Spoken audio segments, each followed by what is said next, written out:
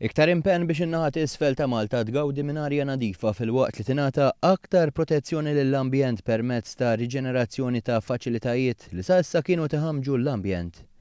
Biex dan verament iseħħ il-protezzjoni ambjentali ma tridx tibqa' diskrezzjoni ta' gvern imma tidħol bħala parti mill-Kostituzzjoni bl-appoġġ tal-Parlament kollu.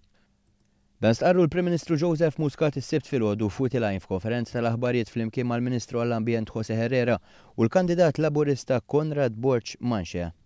Waqt li kien Utilajn il-Prim Ministru reġa' fakkar li fi żmien 7 snin se jiżarma l-impjant ta' riċiklaġġ ta' Sant'Antnin u minflok isir spazju miftuħ permezz ta' pjan fattibbli u realistiku li l-poplu jaf li jista' jitwettaq.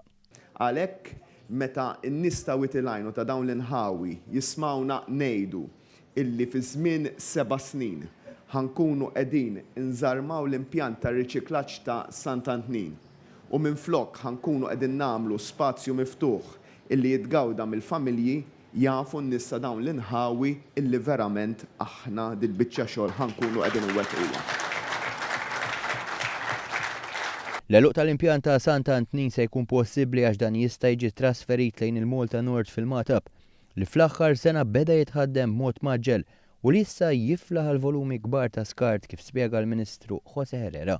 Għamilna investiment qawwi ħafna fil-Nord. Hemmhekk għandna impjant illi spiċċajnieh fi żmien rekord f'din il-leġislatura fejn jista' jiġi proċessat l-iskart.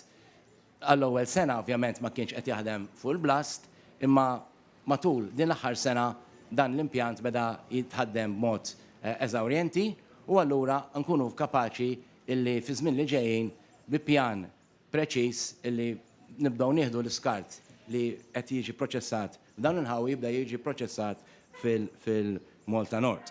Kuntrarju għal dan, gvern preċedenti għadda bħal gaffa meta ġie biex jgħaddi dan l-impjant u uża teknoloġija antikwata stqarr il-Prim Ministru fil-waqt li serraħ moħħ il-ħaddiema tal-Wayserv li sa ftit żminilu kienu għaddejjem minn sitwazzjoni ta' prekarjat.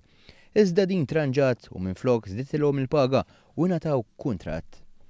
Joseph Muscat qal li fejn jidħol l-ambjent amministrazzjoni laburista kienet soġġetta għal ħafna kritika u fakkar li kien hemm biss proġett wieħed li l-gvern iddeċida jagħmilha f'art ODZ, l-Università Amerikana, li mbagħad il-footprint tagħha tnaqqas bin-nofs. Il-Prim Ministru tal-kelma tiegħu li mhux se jinbnew iktar proġetti fuq art għamila. Il-gvern għandu commitment li fil-leġislatura li jmiss jekk ningħataw il-fiduċja ma juża l-ebda tip ta' art għamila u diżett illi jagħmilha għal xi proġett maġġuri tiegħu.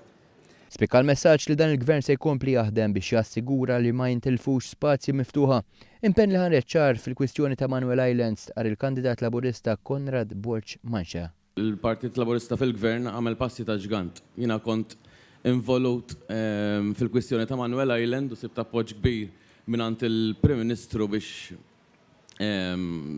ma nitilfux dak l-open space. Fortunatament Malta hija limitata bħala spazji u li jiena naħseb li jeħtieġ li nissalvagwardjaw spazji miftuħa